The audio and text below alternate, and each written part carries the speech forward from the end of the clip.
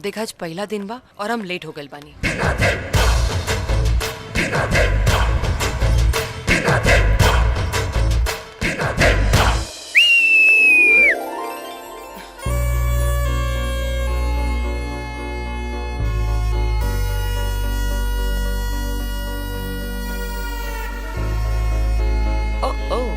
जेके खोजनी गली गली ऊ भेटाइल हमरा गली। तू यही जा? हाँ, अरे हम यही कॉलेज में पढ़े नी। रवो यही कॉलेज में पढ़े नी का? ना, पढ़ावे नी। म्यूजिक के टीचर बानी, आज से ही ज्वाइन करल बानी। अरे वाह, तब तो हम अपना मकसद में जरूर कामयाब हो जाए। हाँ। मकसद? हाँ, अरे अपने के पटावे के। ए, तोहरा के वही दिन कहले रहनी कि आपन और हमार उम्र के फासला देख के बात करा। अरे हम अपना खातिर ना, अपना भैया खातिर तोरा के पटावता नहीं। भैया ला? हाँ। अरे वाह मधु, ये तो पहली बार आशिक देख रही हूँ। अपने लिए नहीं, अपने भैया के लिए पटा रहा है। लागता मेंटल बा। अरे लगता काम हो जाए। राहुल, घंटी त बाज गईल, बुझाता ममलो से ठोइये जाई। राहुल, अरे मालूम हो आज गांधी चौक पर भोजपुरी के बहुत बड़का प्रोग्राम होके वाला हो और वो में पवन सिंह आ रहल बारन। अच्छा? हाँ। हमारा नाम बा का में? तहार नाम तो नहीं राहुल, बाकी हमरा के विश्वास बा एक ना एक दिन तहार नाम सबसे ऊपर होई। शांति शांति, रउआ लोग शांति बनाए रखी। बस इंतजार के घड़ी खत्म होके जा रहल बा। 10 मिनट में सुपरस्टार गायक पवन सिंह रउआ लोग के बीच पहुंच रहल बड़े। शांति बनाए रखी। 10 मिनट करके 3 घंटा से खड़ा के लिए बड़े। जल्दी बुला पवन जी के, ना तो देम चप्पल। महेश भाई, पब्लिक जूता चप्पल फेंकता, पता करी पवन भाई कहाँ पहुंचल बड़े। रुका, हम फोन लगा रहल बानी। हेलो,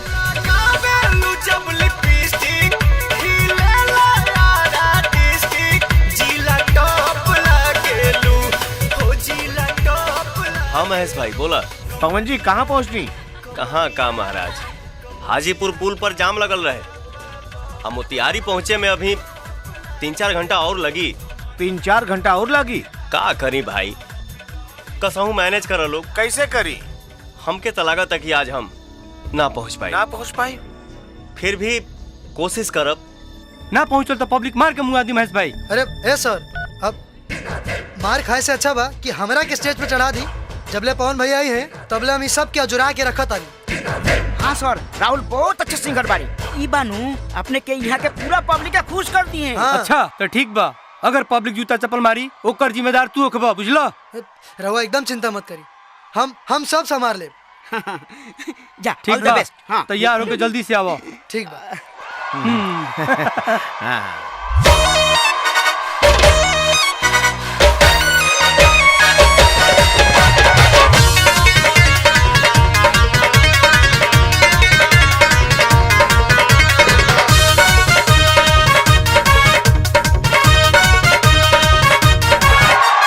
छपरा में कोई नी तक तुर दिल सीन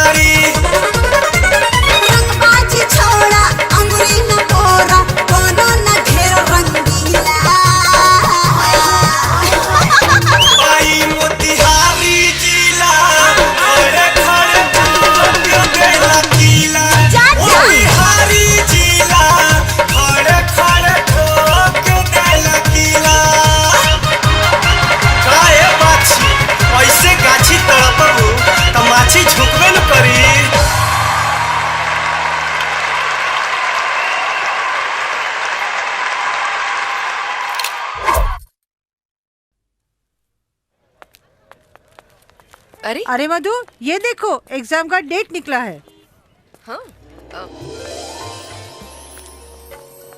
अरे ये तो उहे लड़का है ना जी हमरे कॉलेज में पढ़ेला। हाँ, जो तुमको फौजी फौजी करके छेड़ता है। चुप रहा। वैसे इतना बढ़िया काम कइले बात बधाई तो देवे के पड़ी। देवर जो ठहरा। चुप रहना तो सर फोड़ दे। वैसे कहाँ पाऊ लड़का देखे के पड़ी। का हो तू हमरा के ना बोलला बड़ा होने जा मर्दवा। का हो राजा तू तो एकदम झंडा गाड़ देले बड़ा। आज कौनो 15 अगस्त थोड़े हो।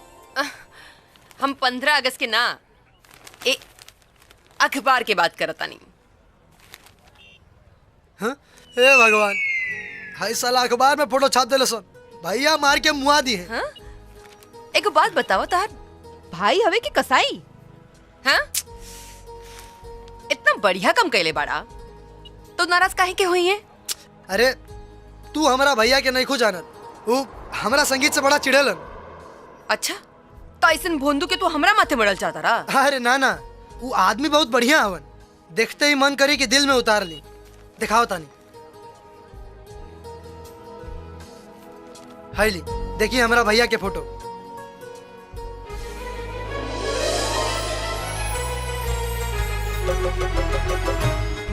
सही बड़न। हाँ का भाई का शादी नहीं कर सकत? शादी ना कर सके नी काहे?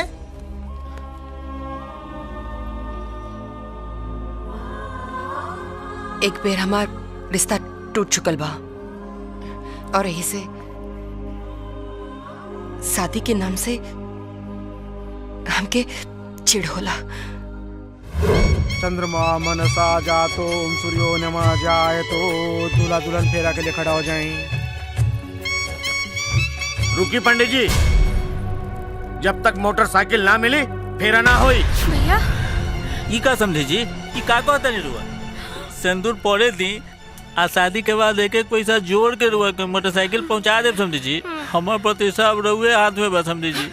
आज हमार प्रतिष्ठा रख ली, ऐसा ना करी समझी जी। मोटरसाइकिल जब तक ना मिली ई बिया ना होई। ना ना समझी जी, ऐसा मत चल बोली बेटा। रुआ। मत जा बेटा। ना ना बेटा मत जा, रुक जा बेटा। रुकी बाबूजी, जब दुल्हन से ज्यादा मोटरसाइकिल जरूरी बा तो हमार ब्याह मोटरसाइकिल से हुई। इन निकम्मा दूल्हा से ना। भागा यहाँ से, भागा, भागा यहाँ से। भाई सब देखी बेटी की इतना सर पे चढ़ावल ठीक नहीं के समझाइए अपन बेटी के न तो खामा का जगह साई हो जाए। फूफा जी जगह साई के चक्कर में हम अपन जीवन के कोनो दहेज प्रेमी दूल्हा के हाथ में सौंप नहीं खी सकत। संभाली आपन बेटी के जीवन। माफ करिए बेटी, लेकिन हम तोहर फूफा है ना, इस सोच कभी हमरा घिन होवता है। चल चल, अब तू चलबू के जब भोज खैबू है। चल रे चल। जे भइल से भइल, बाकी अपने के और हमरा भैया के जोड़ी खूब जमी। लेकिन ई बात से तरफ भैया के कोनो एतराज ना होई। लो इतना सुंदर सामान देख के केकरा एतराज हो सकेला? हाँ? अच्छा चलो, अगर ऐसन बात तो करा मिले के बंदोबस्त। ठीक बा, तब यहाँ ने बलुआ चौक पर, अब बाकी हमरा ऊपर छोड़ दा। ठीक बा।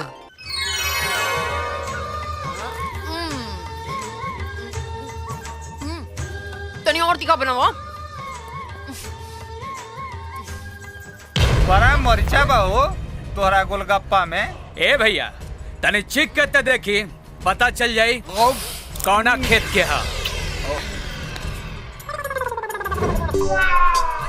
अरे यार, जौन गुंडवा के पैसा देले रहनी वो लौकत नहीं के हो। और उतने हाथ लगावा जितना कहल गइल बा। सीमा लंघबे ना तो मारे लगो। अरे खाता अपना आदमी के भेज रहे। अरे काहे छोटका तारू? देखा नकली चढ़े के बा, असली ना। नकली में उ मजा ना आई जोन असली में आवेला। ए राहुल, भैया से कहले बड़ा नु आवे के न तो कहीं ऐसा ना होके कि बनल बनावल सब प्लान बिगड़ जाए। ना ना, कहले तो रहनी हो कि मार्केटवा में आ जाइए, उनका एंट्री तो होके के चाहिए अभी। अभी बीच बाजार दिखावा तनी तोहरा के।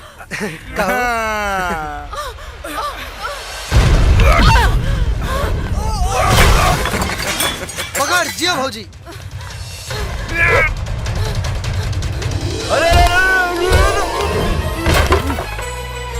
अरे जियो।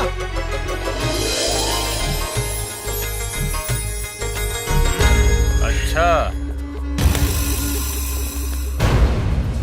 अरे साला हलकट पाने नकली के जगह असली गुंडा गेलो। आज तो न खेलब न खेले देव, खेलिए बिगाड़ दे। भैया ये थप्पड़ मारले रहली ना। Don't talk personal. ओ थप्पड़ के हिसाब तो आज चुकव ही के पड़ी। छम्मक छल्लो। अरे ओइजा कहाँ गिर गइलू हो? यहाँ वा ओकरा से ढेर मजा हमनी देव। अच्छा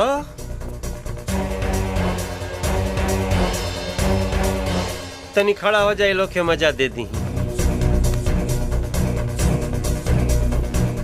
बड़ा सेना लेके आयल बड़ो, फ्रूटी बुझा तड़ो कि मजा लेबो। देख मोहन, ये हमार पर्सनल मैटर है, तू बीच में मत पा। देखा तड़े न कितना परिनियन लागत हिया। बीच में न आई, साइड से ले। आँख देख, समुंदर लागत बा। डूब न त उड़ उड़ उड़।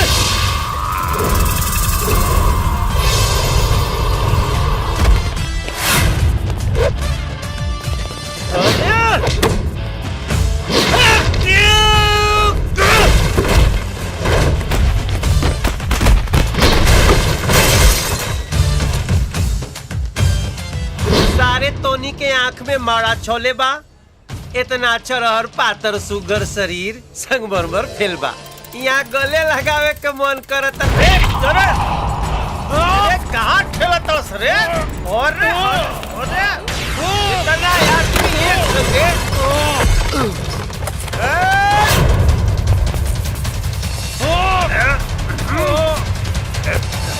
पत्नी के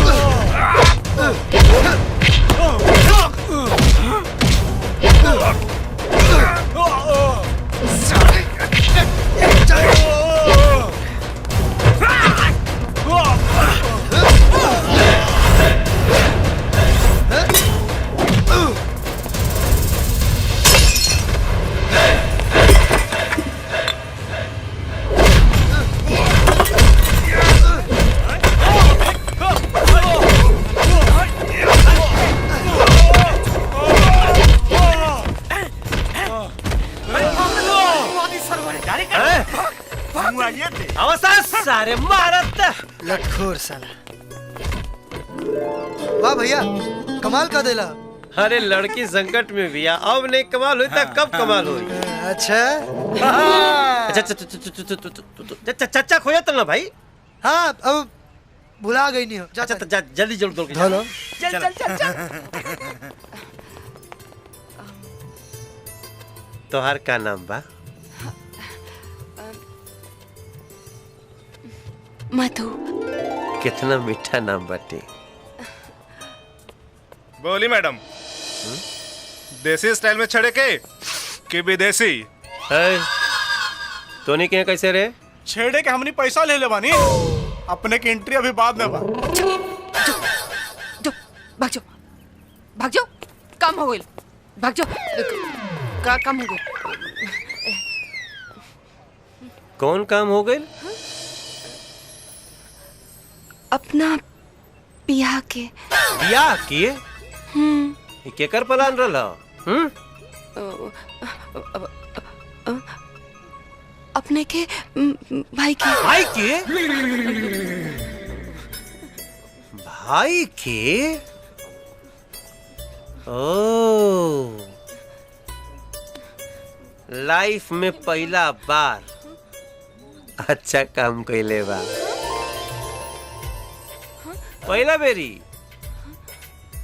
अपना बाबूजी से बता दी बियाह की तैयारी करें। हम बारात लेके आओ तनी। ठीक बा ना?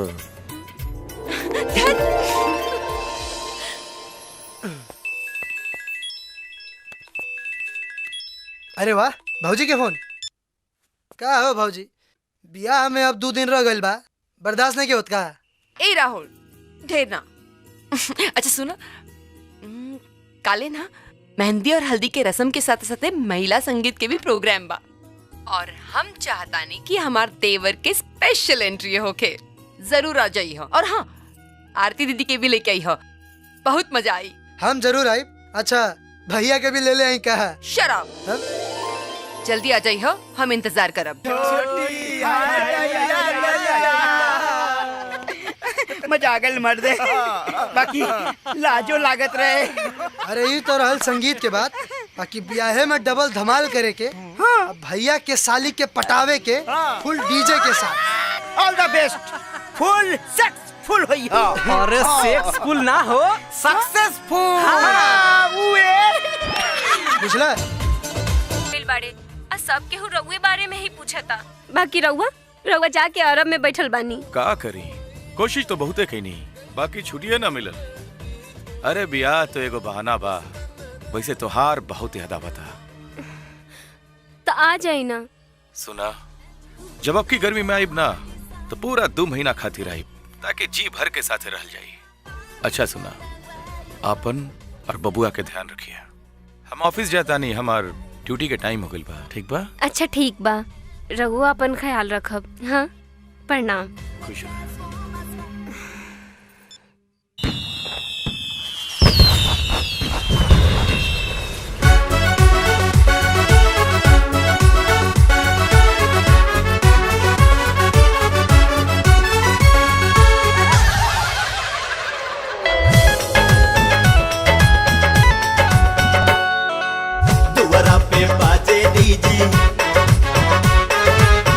ऊपर से झांके नीचे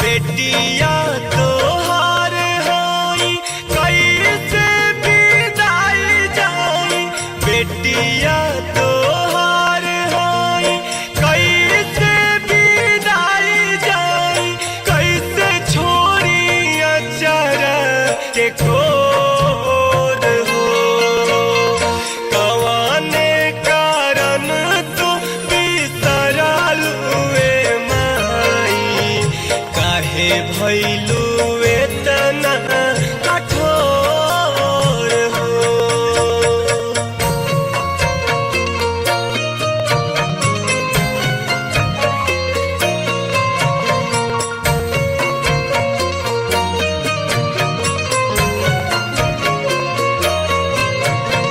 कवाने कारण पापा मोहे बिसरावला, सोची के नयन ढागलो हो।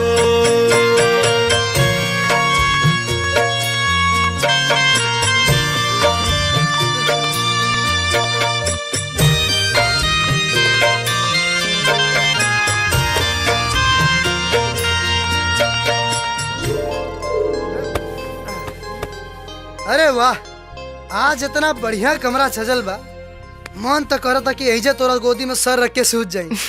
धत, फिर बिहाने से भाऊजी ना कुछ और कह के बुलावे के पड़ी। एक सेकंड। अरे भैया, कहाँ चल देला? बिस्तर पर तो पहले से कब्जा जमा के बैठल बड़ो, हमरा रात भर लागत तब बहरे सुते के परी। अरे बाहरी का है? अरे एक तरफ तू सुता, एक तरफ हम, और बीच में भौजी। तो एक काम करो, वो रामायण भी ले ले आओ, बैठ के रात भर पाठ कर जी ना। हाँ हाँ जा। का तू एजा का कर रहल बाड़े? चला तोरा के चाचा बुलावत तारे। हाँ तो ठीक बा, चाचा से मिलके आवत आनी, बाकी दरवाजा बंद मत करियो, आवत आनी। इतना बड़ हो गई लेकिन आज तक एकरा के दिमाग ना आइल। भौजी भैया रउआ लोग आराम करी, अब उ ना आई।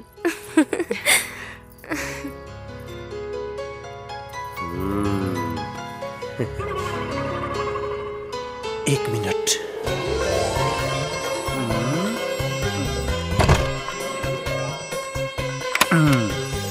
अब ठीक बा,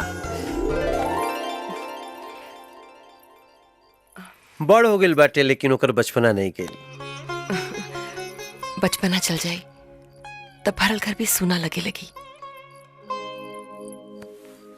बस इतनी बिनती बाटे मधु कि ओकरा कबो एहसास न होखे कि वो अपन नहीं सौतेला भाई है। विश्वास रखी, ऐसन कबो ना होई। वैसे वो तो पहले नजर में पता चल गेल रहे। अच्छा, और का पता चलल रहे? और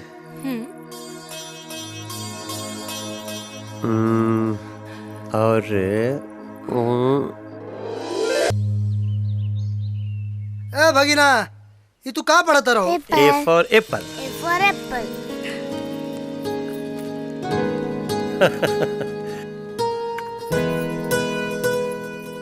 ए भौजी, सुना, बियाह हो गई तो देवर के भुला गेलू।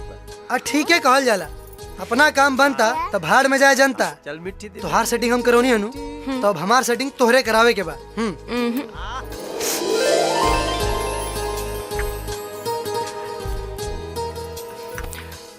ए जी, हम सोचता नहीं कि कुछ दिन खातिर काजल के बुला ले। अरे जिया भौजी, का बात कहलू है? अरे अरे अरे अरे राहुल छोड़ के, राहुल ई का हो रहल बा? बदमाश। जोड़ के हूँ नहीं खे बेजोड़ बाड़ू।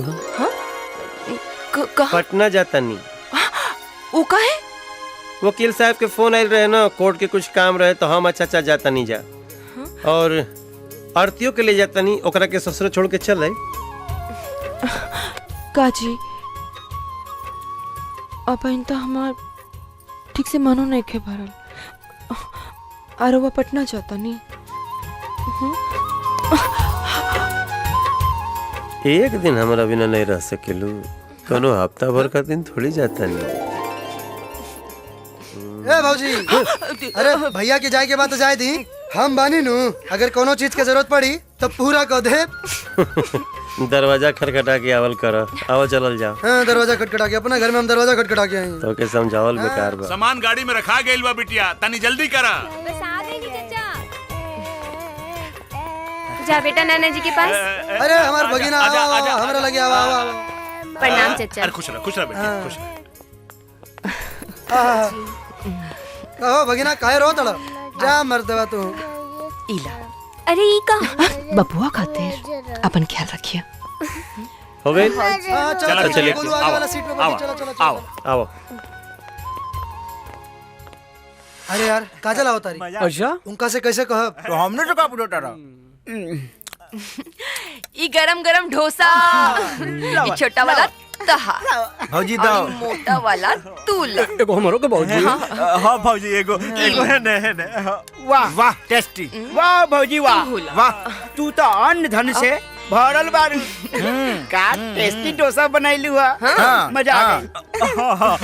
मन तो करो ताकि 10-20 प्लेट हापुर पहले ही से 5 गो खा चुकल बड़ा, अब हमारा भौजी का थकैबा लोग। अरे वाह वाह, अतने भौजी से प्रेम बा तो हिनकर बहनिया के पटावे के तरीका हिनकर से काहे नहीं के पूछत, हमनी से पूछा तारन। हमनी के तब वही नहीं भइल बटे शादी, नहीं भइल बटे गौना, अब वही लइका बानी। हाँ यार भौजी, तू बुला तो ले ले बाड़ू, बाकी उनका के प्रपोज कैसे करें? हाँ बोलो। ओहो, अच्छा तो ई समस्या बा। हाँ हाँ मान ल कि हम काजल बानी। अच्छा हाँ प्रपोज करा। एक मिनट, ए मोबाइल दे। का भाई? काहे से रिकॉर्डिंगो नु करे के पड़ी, इनके बाद में डाला करावे के नु बाटे, रिहर्सल भूल जाइए तब। Ready action. जब से तो के देखले मैंने रात के नींद दिन के चैन में हर घड़ी बस तोरे बारे में सोचते करे। रुका बस, कैसन दीवाना देवर मिलल, एकदम राजधानी हकता। ऐसे ना, प्यार से आंख में आंख डाल के। अब बोला। जब से तो के देखले बानी, न रात के नींद न दिन के चैन बा, हर घड़ी बस तोहरे बारे में सोचल करे, मन बड़ा बेचैन बा। घर में तो आ गइल बाड़ू, अब बस जिंदगी में आवे की देरी बा। I love you. I love you. I love you. सूत गए करे। उठा, चलो उठा। हाँ आराम से, ठीक बा, इतना भी सीरियस होला की जरूरत नहीं खे। काहे से हमार बहन इतना सुनला पे तब एकदम छत से छलांग मार दी। हम बात करत तानी। बेटी हाँ बड़े पापा। कहाँ जाता रू? मधु दीदी के यहाँ। मधु दीदी के यहाँ ढेर पाँव न पसारे के, अपना बाप के नाम दौलत शोहरत के तनी तक ख्याल रखा। बाबूजी देखी ना बड़े पापा के। भैया ये हमार बेटी है, तोहार ना। ढेर भचर भचर करवा ना तो घर से बाहर निकाल करके दरवाजा पे दरवानी में लगवा दे। और बेटी तू एक बात के ध्यान रखिए, बड़ा मेहनत करला के बाद ही इज्जत, ई दौलत, ई शोहरत मिलल बा। बस तू एकरा माटी में मत मिले दिया। हाँ? अगर विश्वास नहीं के तो कहीं तो अभी भीतर चल जाता। ना रे पगली बाग पागल, ऐसन बात नहीं के। देखा, अब बड़ के काम होला समझावल और छोट के काम होला मानल। जा काजल बिटिया, ई बैग ला, एमे मधु के सामान बा और तोहर कपड़ा भी। जा अपन ख्याल रखे। हाँ मुहावा से पानी चुआता, बुढ़ावा जवान सभे मुआता, डालब रंग होलिया में तोहरा। दीदी, अरे काजल, एक बात बा दीदी, हमरा के यहाँ बुला के खुद उदास बैठल बाड़ू। वहाँ के पटना गइल बानी। अरे पटने नु गइल बाड़े, कोनो विदेश थोड़ी ना गइलन ह। ई तो तोरा के शादी के बादे बुझाए। हमरों के पहले ये सब बेकार लागत रहे, लेकिन अब एक एक पल जैसे एक एक साल बुझाता। ए भौजी, हाँ ढेर मन उदास होता तो हैला भैया से फोन पे बतिया लो। ठीक कहा तारा।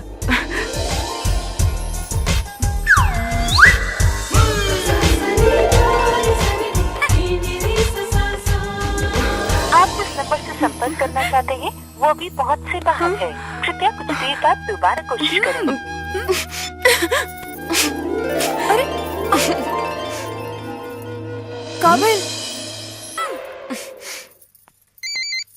हाँ दीदी। काजल फोन। बाबूजी। काजल, हाँ बाबूजी। अगर भेंट मुलाकात हो गई तो घरे आ जा, बहुत टाइम हो गई। बाबूजी, आज हम मधु दीदी के यहाँ रुक जाएं? बिल्कुल ना। और एक बात ध्यान रखिए बेटी कि छोट आदमी के साथे रहला से बुद्धि भी छोट हो जाला। याद रखिए तू हमार बेटी हो। इंतजार कर रहल बानी हम। ठीक बा। हमरा के घरे जाए के पड़ी। बाबूजी बहुत गुस्सा हो रहल बाड़े। ठीक बा, लेकिन ऐसे कैसे जेबू?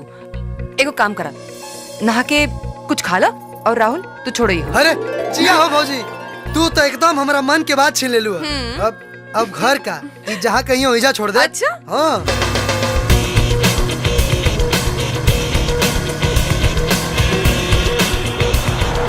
एक काजल, काहे के बेचैन बाड़ू घरे जाए खातिर? चला होने बसवाड़ी घुमाओ तानी। चुपचाप घरे छोड़ा। अरे यही जगह है, रोक दे लो। पनिया बैल और पनिया मर्द के भरोसा ना होला। ए, जोर से ना लागल रहित ना तो बता देती। जा चिरकुट।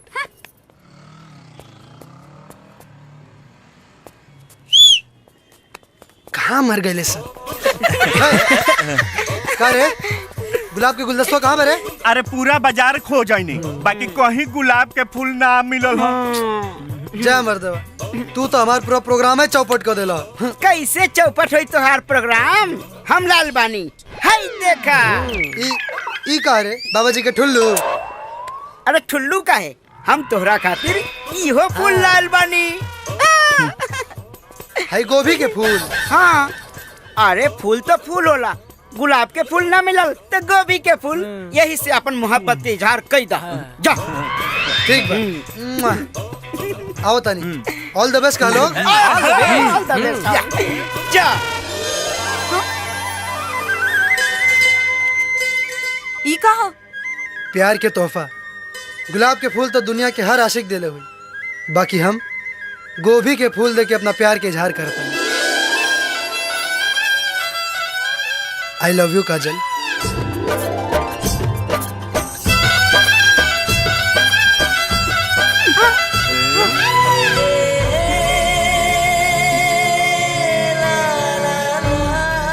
गोभी के फूल? अरे घर छोड़ा। चला।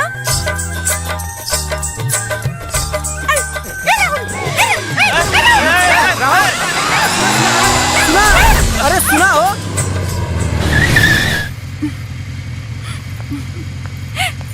आई अंदर चली। ब्याहे से पहले घर के अंदर चले तो दहेज के पैसा कम हो जाए। अच्छा, गोभी के फूल पे ना प्यार होला ना शादी। प्यार से देनी है। अब वो लेवे वाला समझे कि मैं प्यार दिखल है कि व्यापार। अगर प्यार भइल तो बारात ले आई, और अगर ना कह देनी तो फांसी लगा के मर जाए। ना राहुल,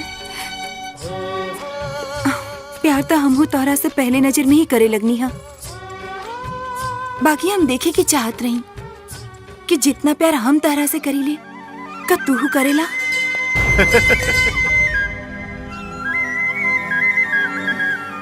आई love you Kajal. I love you two.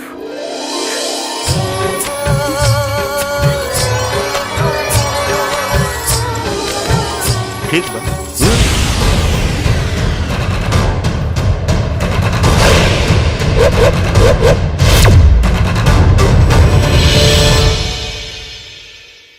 छोटन, छोटन, बेटी जब जवान हो जाए तो ओकर लगाम तनी कस के रखे के चाहिए। भैया काजल हमार बेटी हिया, हाँ? कोनो घोड़ी ना है जे एकर लगाम कस के रखी। एक काम कर तू, तारा अगर ही घर में बिना दिमाग लगोले नहीं खेल रह जात ना तो कोनो मठ मंदिर में चल जा, हो जे तारा खातिर अच्छा रहे। अगर ओही जा रहे के खर्चा घटी तो बाबूजी से कह के हम भेजवा दे। भैया काजल हमार बेटी है, हाँ? और हमार शान के फिकर एकरा अपन जान से ज्यादा बा, है ना? अगर कहीं तो अपन जान दे के दिखा दो। अरे ना ना ना ना ना रे बेटा, तू अब चुपचाप एजा से चल जा, न तो भैया मठ मंदिर की जगह कहीं शमशान न पहुंच जाए। हाँ तू जा जा। भैया हम तो सुनले रहने के लोग के बवासीर कहीं और होला, लेकिन तहार बवासीर तहार मुंह में बा। कैसे अपन मुंह के बंद रखा, हाँ? और सब ठीक बा ना बेटी? अरे अरे बाबा पालेंगे। खुश रहा बेटा। प्रणाम समझी। प्रणाम प्रणाम। बैठी बैठी। कब अइली हैं? अभी अइली हैं। हाँ दी। और का हाल चल बा? सब ठीक ठाक बा। बबुआ जी हम चाहत रहनी है कि मधु के हमारा साथ विदा कर देती तो ठीक रही। हाँ हाँ हमरा तो कोनो प्रॉब्लम नहीं है, बस खाली चूंकि सब चाहत रहे कि दुर्गा पूजा घर ही में सबका संगे मनावे। ए मोहन, दुर्गा पूजा में वही 5 दिन बाकी बा। प्रणाम बाबूजी। खुश रह बाबू। 2 दिन बाद राहुल जाके लिए यही दुल्हन के। ए चाचा, ओकर कोनो जरूरत नहीं है। अरे अब 2 दिन बाद जैसे अच्छा बाकी साथे चल जाई। अब भौजी के साथ ले ले आई। नहीं रवा बैठ जाए। अब ए जी राहुल के जाए थी ना साथे, ये बहाने बढ़िया से गांव भी देख लिए। हाँ हाँ हाँ भैया जायदा ना प्लीज। बबुआ जी जाए के मन बा तो जाए दी ना राहुल। रौरा नहीं की जाना तो कोना चक्कर में जाए के कहता। अब सपोर्ट करत नहीं तो ले जाई, बाकी रौरे भोग। ए अब खड़ा खड़ा मुंह का ताकत आ रहा। जा जा जाके तैयारी करा, जा तैयारी करा। हाँ ले जा। चाची प्रणाम। प्रणाम चाचा जी। खुश रहा बिटिया। मधु कहाँ बाड़ी चाची? मधु भीतर बाड़ी। चल जा, हमने मंदिर जाके आवतानी। हाँ ठीक बा। चली जी। ए भौजी ई तू का बनाओ तारू? अरे चले के नहीं के घूमे? हाँ हाँ चलो तनी रुक, तनी धीरज धरा। का मधु? अरे आरुषि कैसन बड़ू तू? हम ठीक बानी, तू सुनावा कब आइलू? एकदम बढ़िया, आज आई नहीं। हाँ अच्छा ई का साथे गो स्टेपनी लाइल बाड़ू का? हाँ और का, अब बिना स्टेपनी के भौजी के सहेली लोग के गाड़ी कैसे चली? अच्छा वही से चुल्हानिया गुड़ के बैठल बाड़ा।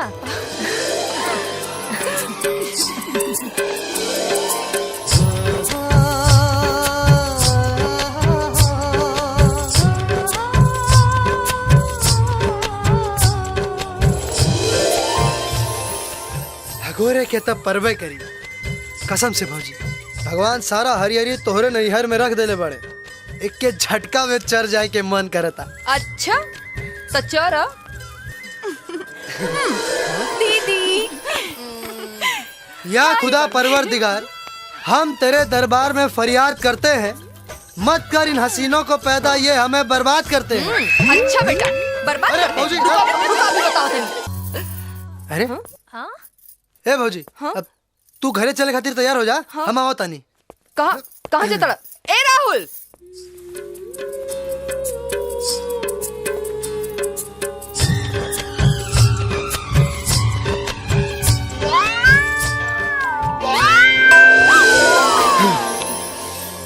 अरे तू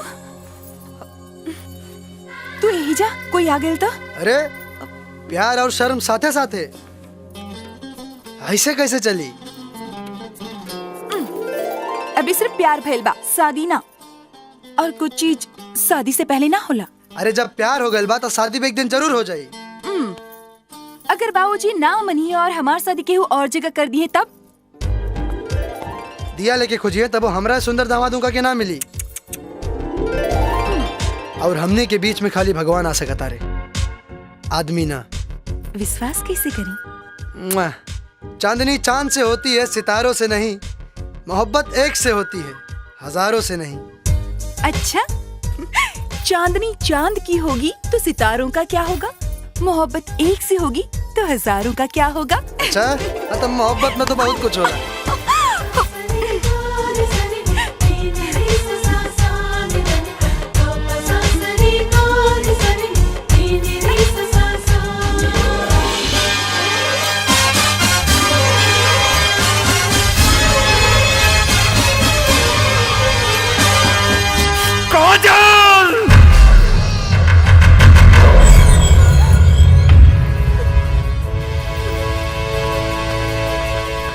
देख लेला नतीजा, बिना मेहनत के बेटी दामाद खोज लेला थे। काम करा तू, लोटा लेके जाकर के पाप पूजा उठा के।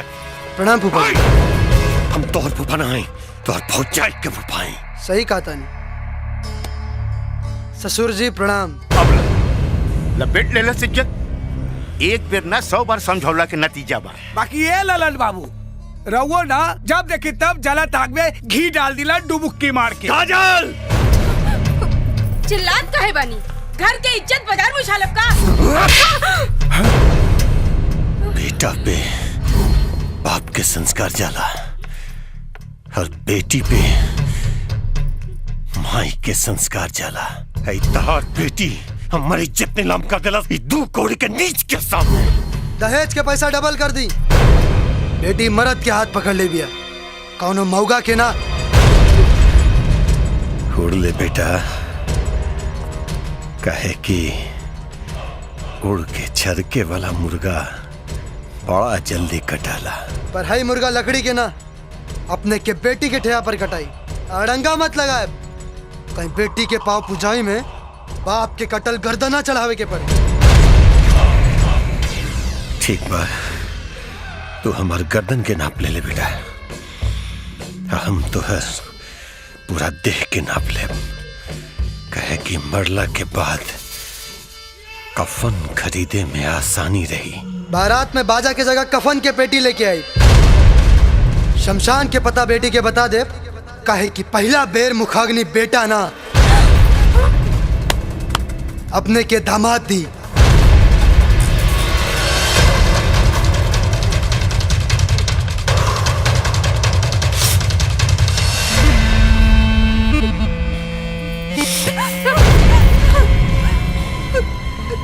हम बोल देती तो ओकरा में हमरा में कोनो अंतर न रह जाए बेटी। लेकिन सपना देखल बंद कर दे। कहे कि जब सपना टूटी ना बड़ा तकलीफ दी तोरा। हाँ?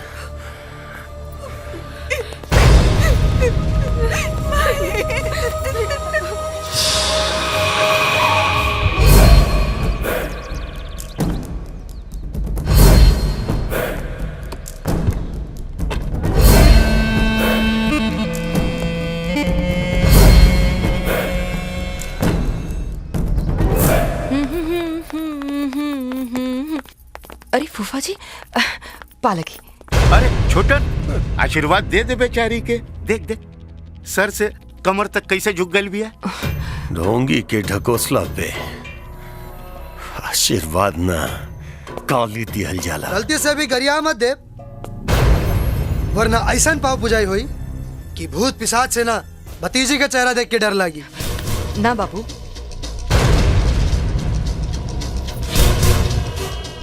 जब बड़ बुजुर्गन संस्कार छोड़ देले तो उनकर गिनती जिंदा रह के भी मुर्दा में होला। फूफा जी खातिर बैठेला कुर्सी ले आवा। हम यहाँ बैठ के तोहार घर के इज्जत बढ़ावे नहीं की आई। वैसे खड़ा रहला से भी ये घर के सान में कोनो फर्क ना पड़ी। आवे के कारण बताई। काहे से कि चेहरा पे तो 12 बजल बा। तहरा वजह से हमर चेहरा के ही हाल भइल बा। लेकिन एक बात याद रख, जौना आग तेरा घर से निकल के हमार चौखट जलावे की कोशिश करता, कहीं उहे आग से तहार घर जल के चिता न बन जाए। ना बाबू, जब भी फैसला क के आयल बानी तो इनकर स्वागत बा। हमरा घर से निकलल आग अपने के चौखट के ना, पगड़ी के निशाना सदले बा। इज्जत बचावे के बा तो भतीजी के बेटी के दर्जा दी। सुंदर दुल्हा के ससुर कहाए। जब जीत पे आगे बढ़ी तो अपन जीत के दुआ भगवान से बनाओ, न तो अपन तेवर के लाश छुटावे खातिर अपन हाथ पांव के मजबूत रख। फूफाजी, हमरा मजबूती के बजाय अपना के देखिए। काहे से कि हमार तेवर के हौसला बुलंद बा। बेटी के डोली सजा के रखें। काहे कि बिना दहेज के दूल्हा वो आज की तारीख में तनिका मुश्किल बा, है ना फूफा जी?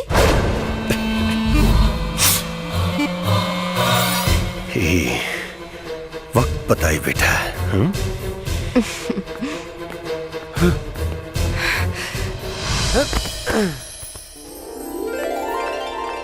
माई, ए माई, ये देखना मामा की वीडियो। वीडियो?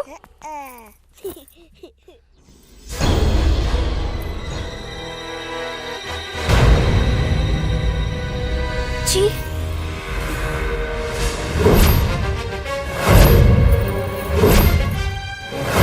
शक तो हमरा पहले से रहे, लेकिन अब हमरा यकीन हो गई। इतना घिनौना हरकत पानी सर से ऊपर हो रहल बा। भैया, भैया, जब मर्द के हाथ ढीला हो जाला तो औरत के बहके से केहू न रोक सकेला। का बात भारती, कहल का चाहता लो? अभी ले तो सिर्फ हम कहतानी, लेकिन जब टोला मोहल्ला के लोग कहे के शुरू करी ना तो तू कहीं मुंह छुपावे के लायक न रबा। तोरा मालूम बा तू का कहताड़ी ना? साफ साफ बताओ का कहे के बा। उहे जे घर में हो रहल बा। एगो कहावत तो सुनले होकबा कि सांप के कितनो दूध पियावा वो एक न एक दिन डसबे करेला। और आज वो कहावत सच हो गई। सौतेला भाई अपन सौतेला होके के रंग दिखाइए देला। बकवास बंद। याद रख कि चोट के पांव बहुत मजबूत नहीं होला। आज तू हमरा मार भी ला, हमरा पे थप्पड़ उठावा, लेकिन सास तो तोरा के सुनही के पड़ी। याद कर भैया, तारा खातिर लड़की के देखलस राहुल। सुहाग रात के सेज पर पहले के बैठलस राहुल। और भौजी के गोदी में उठा उठा के घुमावलस राहुल। हर सुहागन औरत पूजा पाठ में सबसे पहले केकरा के टीका लगावेली? अपना मर्द के। लेकिन भौजी केकरा के लगावली? त राहुल के। हमरा तो वही दिन शक हो गई रहे, जे दिन ओकर नाम लेते ही तार पूजा के थाली से दिया बुझ गई। एक बात याद रखिए भैया, जिंदा मक्खी कबो न निकल जाला। और तारा सबूत चाहिए ना? हम दिखावतानी तारा के सबूत। अभी दिखावतानी तारा के सबूत। देखा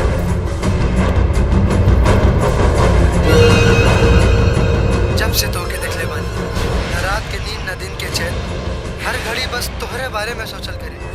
घर में तो आ गइल बाड़ू, अब बस जिंदगी में आवे के देरी बा।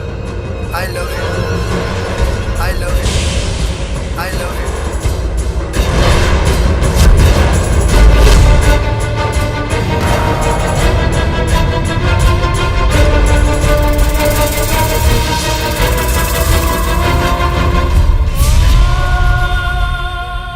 ई नहीं हो सकत, ई नहीं हो सकत। हो सकेला भैया, जरूर हो सकेला। बस मर्यादा के दीवार लांघे के होला। और जे औरत ई दीवार लांघ जाली ओकरा के ही समाज औरत ना कुलटा कहला, कुलटा। और कुलटा के जगह घर के चार दीवारी नहीं हो सकेला। अरे पकड़ा।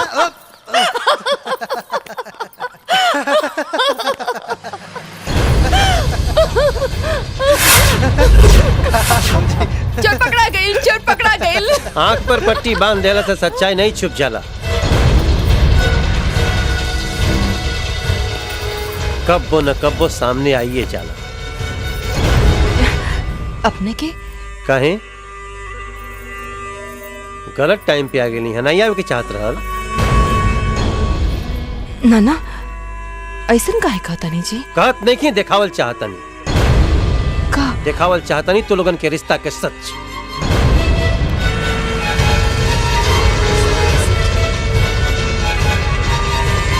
भैया चुप। देख इनके आंख के गहराई। जौना में फिसलत समय हमरा इहो नहीं मालूम रहे कि हम कौना नरक में गिरे जा रहल बानी। तोहार चरित्र देखला के बाद आज हमरा फिर से विश्वास करे के पड़ी कि स्त्री के चरित्र पुरुष के भाग्य कब बदल जाला ये भगवान भी नहीं जान सके। वाह रे धीरिया चरित्र। राहुल तो नादान रहे, तोरे बदन में इतने गर्मी रहे तो सिंदूर और मंगलसूत्र के हथकड़ी में जगड़ ला के का जरूरत रहे? आजाद रह के अपना हौस की आग बुझावत रह तू। बस पति बने तो पति बन के रही, परमेश्वर बनने की कोशिश मत करी।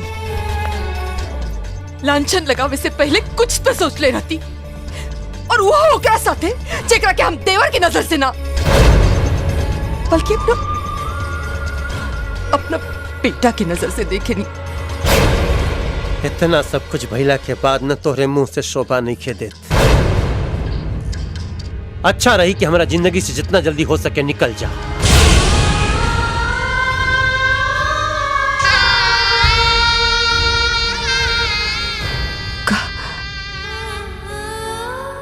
इस सोच अपने के संस्कार के नतीजा बा। एको माई जब अपना बेटा के गले लगा लेवे, एको बहन जब अपना भाई के गले लगा लेवे तो भाग होला। और उहे जब एगो भौजाई अपना देवर के गले लगा लेलस तो चरित्रहीनता बा। अगर यह चरित्रहीनता बा तो गर्व बा हमरा के अपना चरित्रहीनता पर। फैसला अब अपने के ना, फैसला अब हम करब, हम। और हाँ, सीता बन के अग्नि परीक्षा हम ना दे और अपने के राम बना के दुविधा में भी ना डालो। पर अफसोस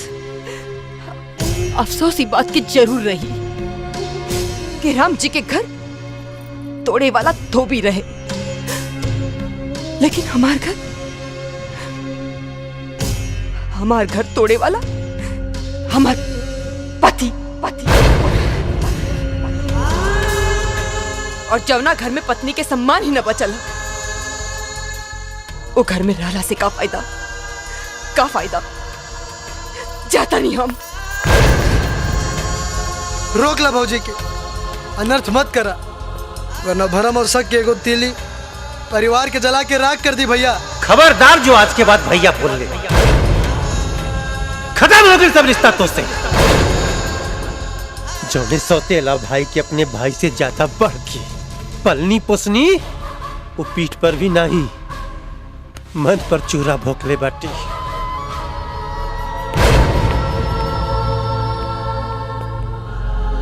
सही कहल गइल बा। दीवार में दरार पड़ जाए तो मरम्मत से ठीक हो जाला, बाकी अगर दिल में दरार पड़ जाए ना तो घर में दीवार खड़ा हो जाला।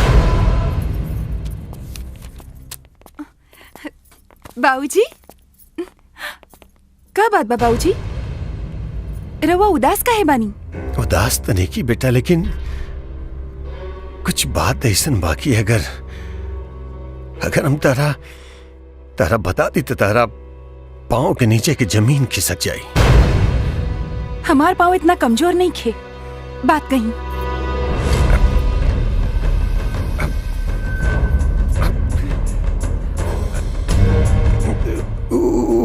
मधुआ के ओकरा देवर के साथ नाजायज संबंध बा। ना, ई नहीं के हो सकत। हो सकता बेटा, हो सकता। अगर ऐसे ना रही तो ओकरा पति ओकरा घर से लात मार के बाहर ना निकाले रहे। बेटा, भगवान के घर में देर बा, अंधेर नहीं के। अब देखा ना, मधु अपना दरवाजा से बारात के लौटले रही ना, आज देखा ओकर पति ओकरा घर से लात मार के बाहर निकाल देलस। अगर विश्वास नहीं करे तो पूछला अपन बड़का बाबूजी से। ये एकदम सही बात बा बेटी। सारा गांव जवार ओकनी पे थूकता। देवर भौजाई के पवित्र रिश्ता पर कालिक पुल दहला सरवा डुबुक्की मार के।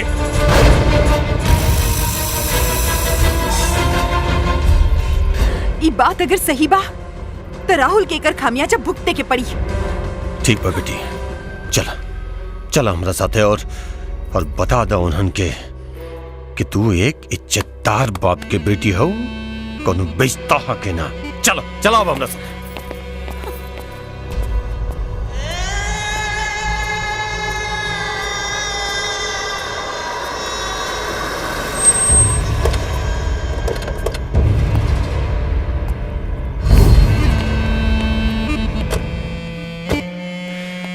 भैया, साली डाइन भी 7 घर छोड़ली हो, लेकिन ई तो अपना घर में जाके सेन मार देलस। छी छी छी छी, अपना भौजाई संगे कुकर्म करे में एकरा तनिको शर्म नहीं खेआई। अरे ई सरवा कौन कौन अंग कहवा से छूले होके डुबुक्की मार के। रुक जा राहुल।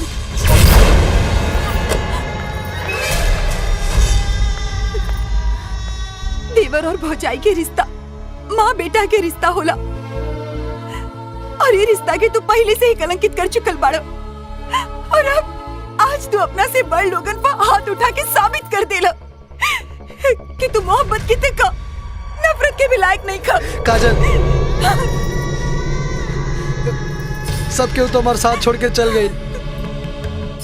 कम से कम तू तो ऐसा मत कहा, ना तो जीते जी मर जाए हम। मत छुआ हमरा के, मत छुआ। सुन, अपन दिल के अपना भौजाई के अचरा में बांध के रख। निकाल के उछाले की कोशिश कर लेना तो हमर बेटी ओकरा जूता से कचर के रखती। चल बेटी, बैठ गाड़ी में। काजल,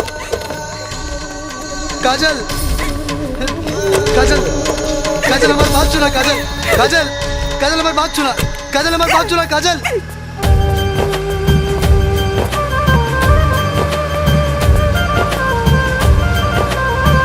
मोहन भैया, मोहन भाई, एक ठो बात कहे के रहल।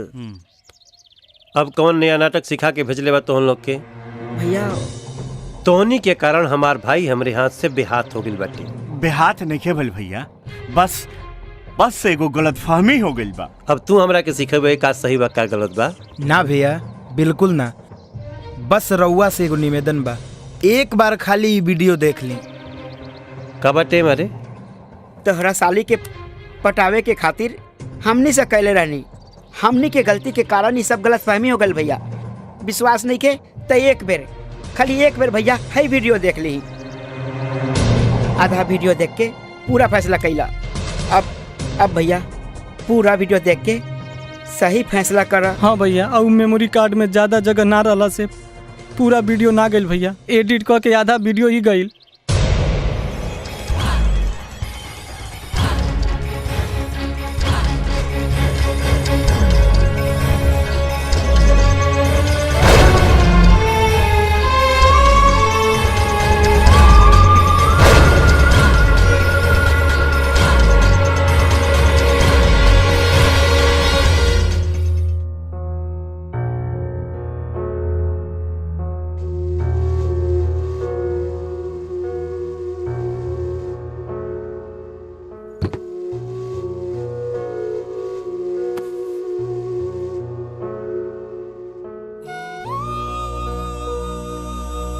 राहुल हाँ?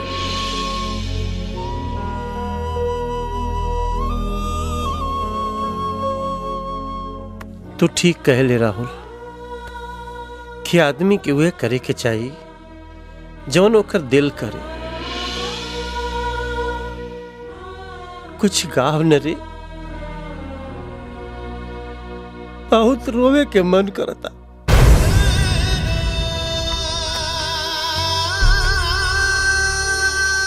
तू ही ना कहत रहा कि मरद के आंख में कबू आंसू निमन ना लागेला। एक वो गलती इंसान के कितना नीचे गिरा देला।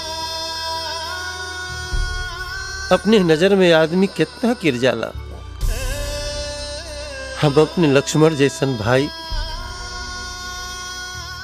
और सीता जैसन पवित्र पत्नी पर शंका करके बहुत गलती करी, बहुत भूल कर गए नी रे।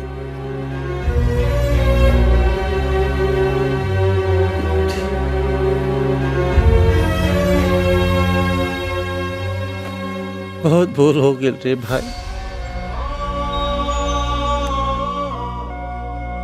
समझ में नहीं ख्यावत कि अब का करी।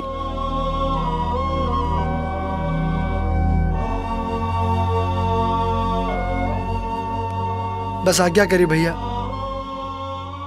अगर आदमी से गलती ना हुई तो आदमी आदमी ना रही, भगवान बन जाए। हम भगवान के तो नहीं देख ले, बाकी हमार मन कहता भगवान भी हमार भैया जैसन हुई है।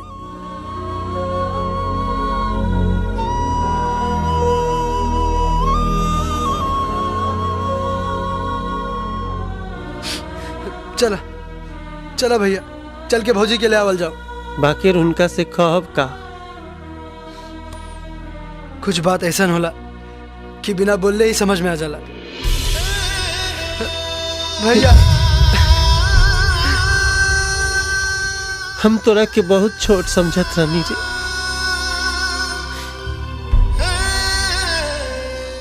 पते नहीं चलल कब बड़ा हो गेले।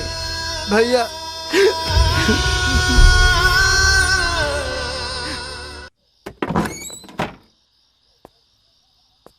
भौजी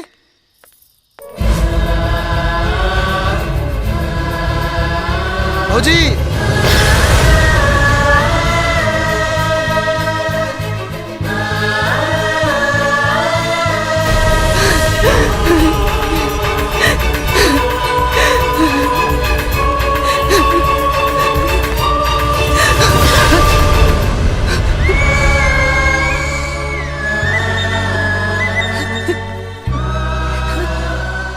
का भेल भौजी? अपना देवर के गले न लगेबू? ना राहुल, हमने के बीच के दायरा दीवार बन गई बा, जेकरा के रंगल हमरा बस की बात नहीं खे। ये तू ना तोरा मन के भीतर के डर बोला था, और अपने के साहस देख के ही अपने के देवर बने के दिल कले रहे। चली चली अब घर चली, तूफान हवा के झोंका बन के निकल गई बा। घर? कवन घर? वो घर जेकरा की मंदिर समझ के हम पूजा कैली, और वह मंदिर के देवता हमरा पे लांछन लगा के हमरा के घर से बाहर कर दिले। वह घर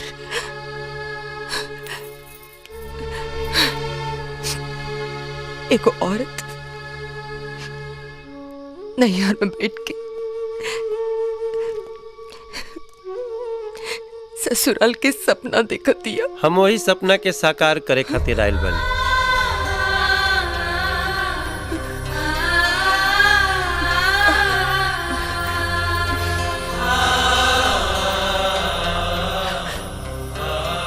पति के रूप में परमेश्वर बन के ना। अब या तो हमरा के मुजरिम समझ के सजा दे दा, नहीं तो पति समझ के माफ कर दो। भूल हमार होके चाहे तोहार, मर्यादा के एगो सीमा होला और वही सीमा के तहत पत्नी अर्धांगिनी कहल जाले। पति के आधा अंग और अपने आधा अंग के काटे के गलती कोनो मूर्ख ही कर सकेला।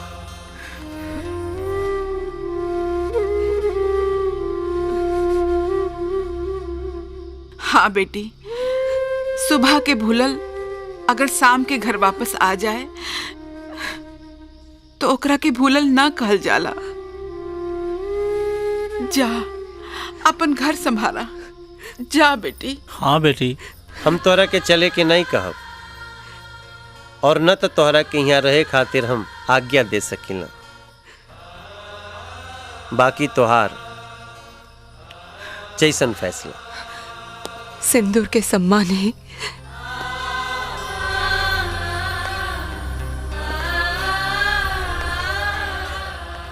एक औरत के चौखट से मरकट तक ले जाले।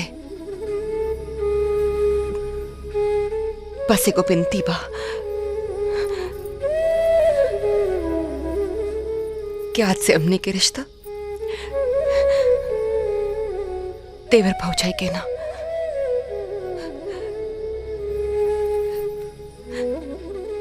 बल्कि माई बेटा के रही।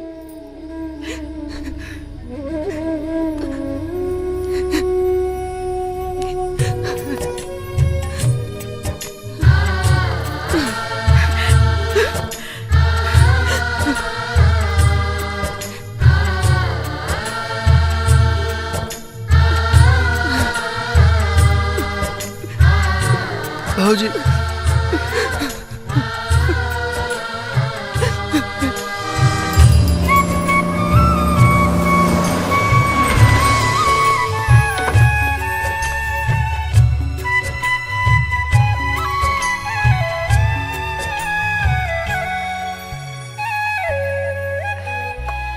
अब भौजी तुहार आपन घर में स्वागत बा। भौजी हम माफी के लायक नहीं थी, काहे कि जवन गलती हम कैले बानी ओकर कोनो माफी नहीं खे और ना ही हमके माफी चाही। अगर दे सकेलू तो हमके खोइछा में आपन नफरत दे दा, काहे कि हम इहे लायक बानी। शायद यही खातिर आज इस दुनिया समाज में लोग ननद भौजाई के रिश्ता के काट के रिश्ता कहेला। और देखो ना, हम तो एगो अच्छा बहन भी ना बन पैनी, अपन लक्ष्मण जैसन भाई पर शक कैनी और खून के रिश्ता में दरार डाल देहनी। हमरा ई घर में रह के कोनो अधिकार नहीं खे। आज के बाद हमें नैहर के मुंह कबो न देखब, कबो न देखब। ना दीदी, ई तू का कहता रे? अरे तू लोग हमरा के पाल पोस के इतना बड़ कैला, इतना बढ़िया संस्कार मिलल, और एक गलती के कारण तू आपन घर छोड़ के चल जाइबू? ना दीदी। ए आरती, गलती तो केहू से भी हो सकेला, लेकिन प्रायश्चित ही होकर माफी होला। देखा, हमरा दिल में तोरा खातिर कौनो गुबार नहीं खे।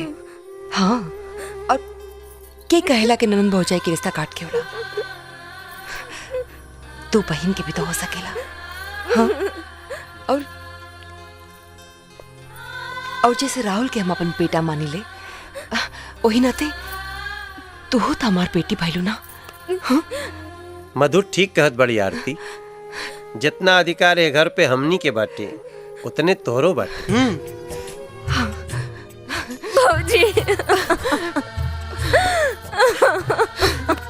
बस बस बस, बहुत हो चुका इमोशनल ड्रामा। चला चला भीतर चला, लोग पेट में बहुत जोर के भूख लागल बा, पेट में चूहा कूदा था। चला भीतर चला। हाँ चाचा, बाकी आज हमने के आरती दीदी के हाथ के बनावल ना, बल्कि भौजी के हाथ के बनावल खाना खाई जाई। अच्छा चला, दीदी, भगिनवा कहाँ बा? भीतर बा। अच्छा चला चला, चला, हाँ भगिनवा। चला। आओ भौजी।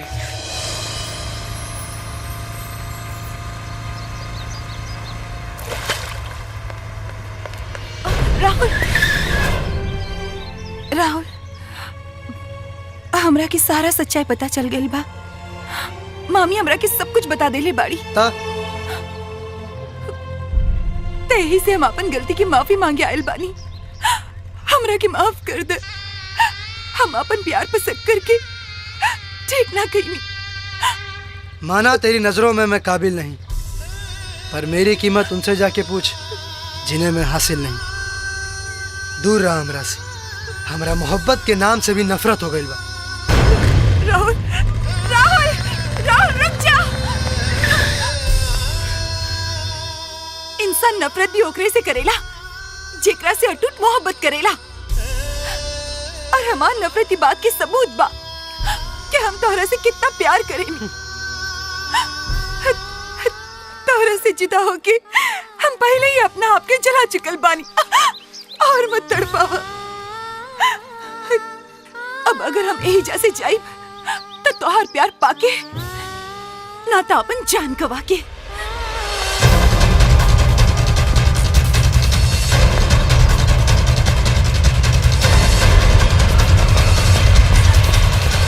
काजल ना, काजल ना, अब अलगा ना, हमेशा साथ में रह जाए।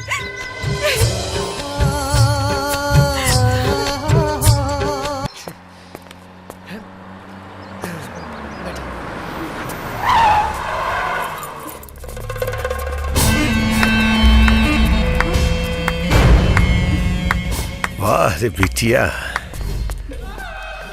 अपन बाप के खर्चा बचावे के बढ़िया इंतजाम कैले बाड़ी। एकरा पहले मारब, ओकरा बाद एकर शरीर के एक टुकड़ा बेच के ब्याह के खर्चा निकालब। आंख 5 लाख में और किडनी 10 लाख में। अरे बाकी ललन बाबू खरीदी के डुबुक्की मार के। एकर भौजाई संदूक में बंद करके रखी। जब एकर भाई का बंदूक काम ना करी तब देख के अपन गर्मी बुझा ली। नमूना देख ला, हमरा से बढ़िया दामाद तोहरा के पूरा दुनिया में ना मिली। अच्छा बा, ऐसे बेटा तोहरा खातिर पूरा नसबंदी के सामान लेके आयल बानी। अरे हरामी, आज के बाद तू हमर तका ये दुनिया में केहू के दामाद बने लायक न रहे।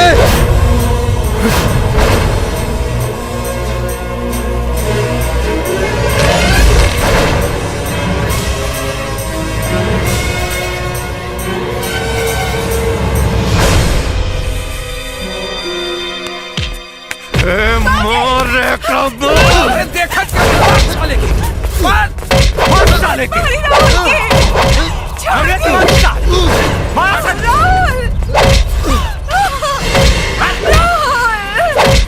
और मार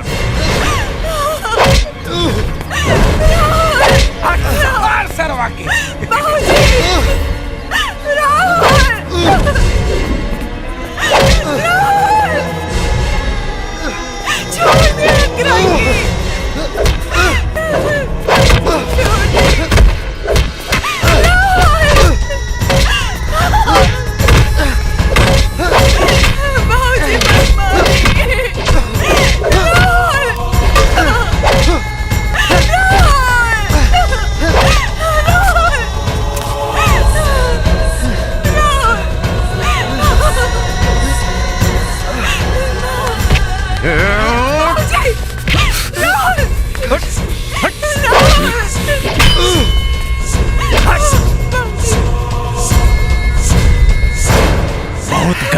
मर गई साला, मर गई है।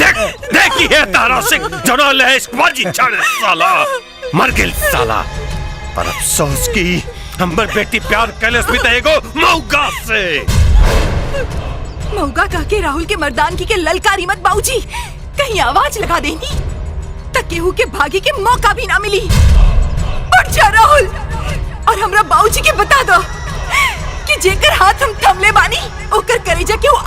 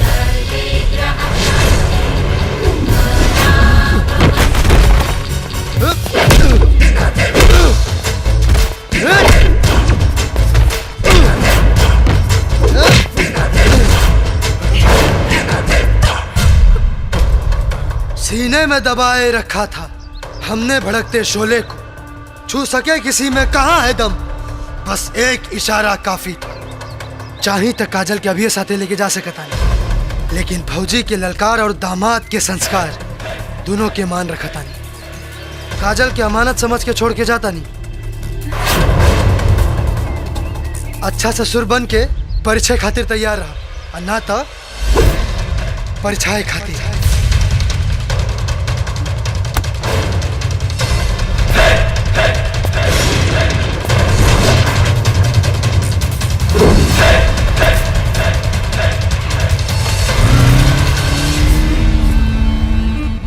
बात परिचय और परिछाई के आइए गइल बा तो हमरा बेटी के मांग में सिंदूर के बजाय आशिक के खून भराई।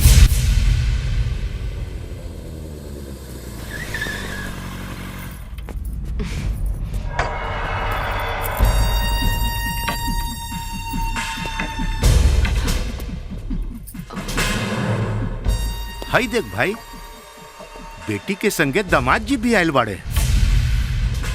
बेटी और दामाद ना, हमरे द्वारे दुश्मन आइल बा, दुश्मन। ठीक कह रहल बानी फूफा जी, हमार तेवर के खून बहा के दुश्मनी के बिगुल तो बजाइए चुकल बानी। अभी तक खाली खूने बहोले बानी, अगर दोबारा भेटाई जाई ना तो सीधा यमराज के हवाले कर दे। यमराज के हवाले ना, पैर पूजे के तैयारी करी।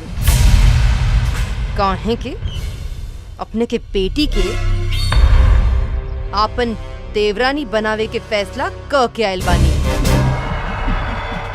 यही से तई सगुन हमने लेके आयल बानी। चिल्लो मत,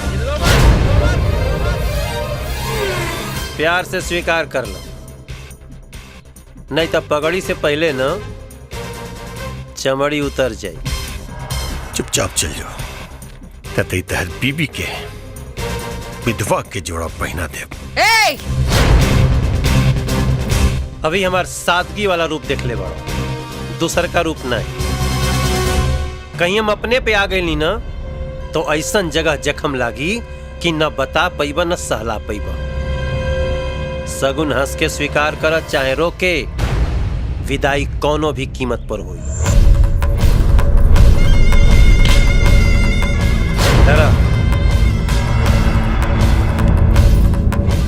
अगली बार बारात लेके आई। छोटन, पानी साला सर से ऊपर चल गई। भाई जी, कहीं का साला के उड़ा दी ना, खाली अपन बेटी के आशिक के न उड़ाई ना,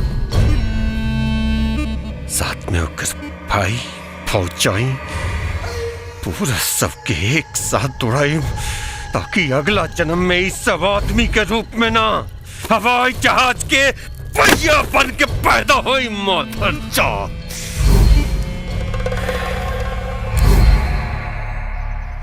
ना खेलब ना खेले देव, खेलिए बिगाड़ दे। बहुत अच्छा। क्या बात है? अरे बड़ो कैसे मुस्कियात बाड़े रे।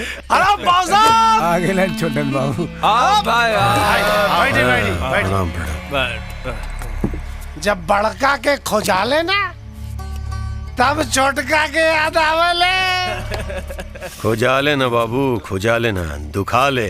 यो सही बात बा। अगर औलाद के बात न रहित ना तो जिंदा जमीन में गड़वा देले रहती ओकरा। देखा वो लोग धमकी देके गए बाड़े, हमने अंजाम देखा दे। सही बात। मतलब? अरे मतलब ही के शादी से पहले पति का श्राद्ध हुई। बाकी होई कैसे? ओकरा परिवार से हमनी के पुरान दुश्मनी बा।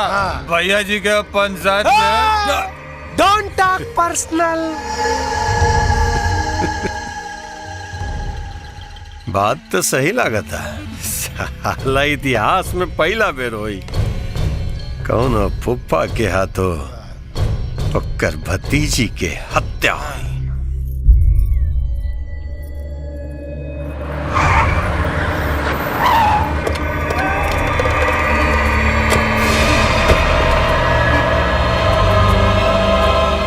और बेटी का हाल बा?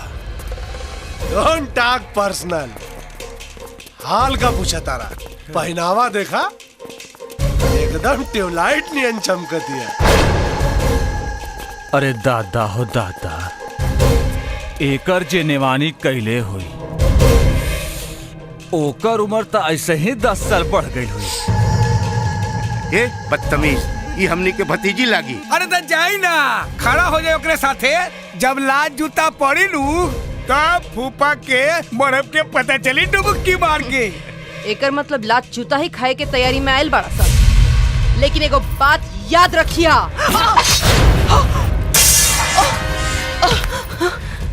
घबराओ मत बेटी, मारब ना। तेरा शरीर के धीरे धीरे काटब, तब तोहरा खून के दर्द के अहमियत समझ में आई। बड़ा बड़ा गर्मी बाई खून में। तू हमार रिश्ता तय करबे।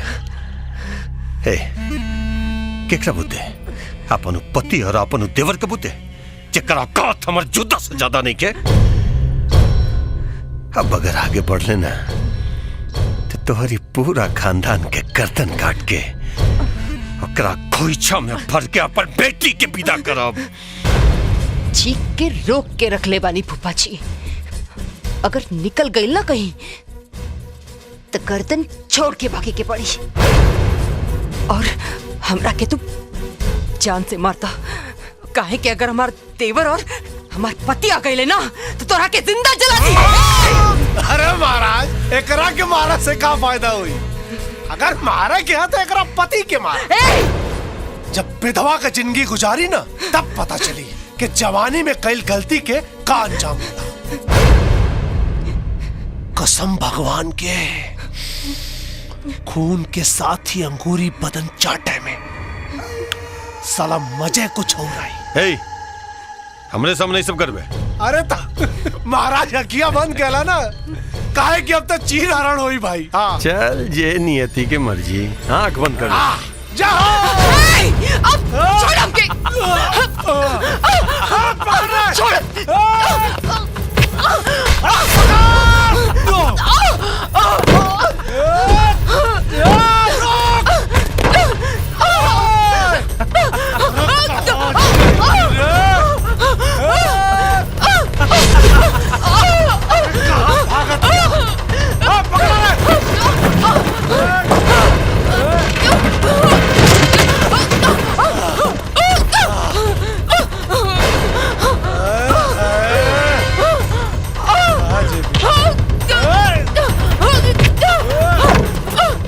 दौड़ा के थका देलू। अरे प्यार से मान जाना, दोनों जनी की मजा आई। बहुत बेइज्जती करो ले भैया। डोंट टॉक पर्सनल, ओनली चीर हरण।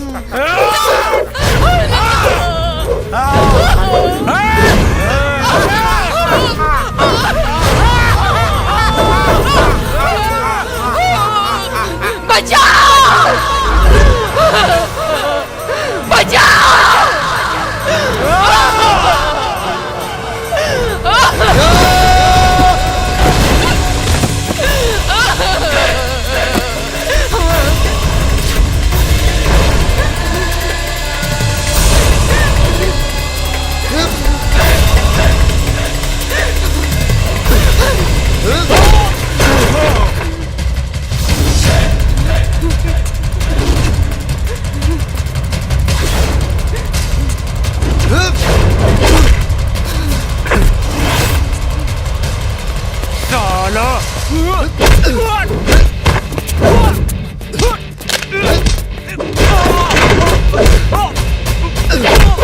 चल सारे तरफ को ही।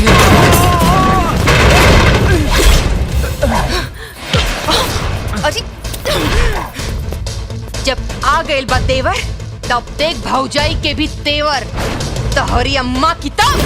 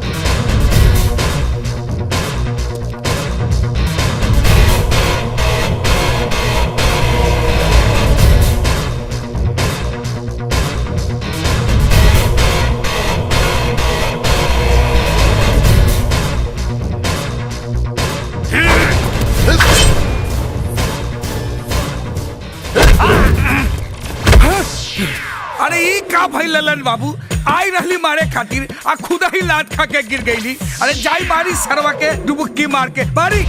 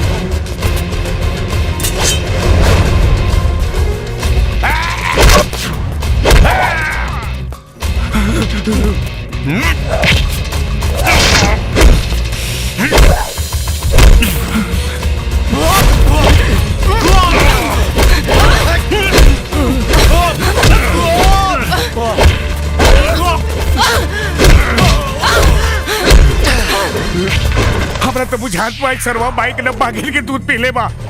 देखी भाग चली जान बची ते ललन बाबू। अरे जान बची त लाखों पाइप डुबुक्की मार के चली।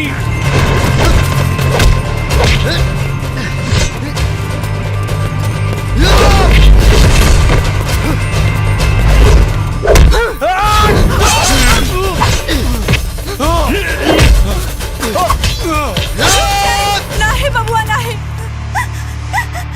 हमरा सुहाग के छोड़ दा बबुआ। हमरा के विधवा मत बनावा और हमरा ही बच्चा के भी अनाथ मत कर। हम आपन सुहाग के भीख मांगता ने, भीख मांगता ने। एहसान मना अपना पत्नी के जकरा वैसे तोर जान बख्श देनी। जो बाकी अब अगर गलती करके सोचले भी तो हमरा से तो के भगवान भी ना बचा पाई है। माफ कर दी हमरा के।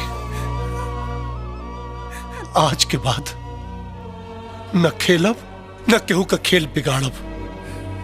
चल फूला। तोर का होई रे फुफवा हैं? तू हमरे पत्नी के कटबे, हम तो के काटब। हट जो काजल तू बीच से। जीजाजी छोड़ दी इनका के। कटल गर्दन से शर्मसार होला, झुकल गर्दन। मामा चाचा फूफा तीनों पिता के समान होला। और आज एक बाप की मर्यादा की लांग के एको बेटी के सबके सामने नंगा करे के कोशिश करैले। तो आज हम इनका से अपन बाप के अधिकार छीनतानी और साथ ही साथ इनका से हम अपन कन्यादान के हक छीनतानी। सही कहा तड़ू काजल, ऐसन इंसान के साथ है ये होके के चाहिए।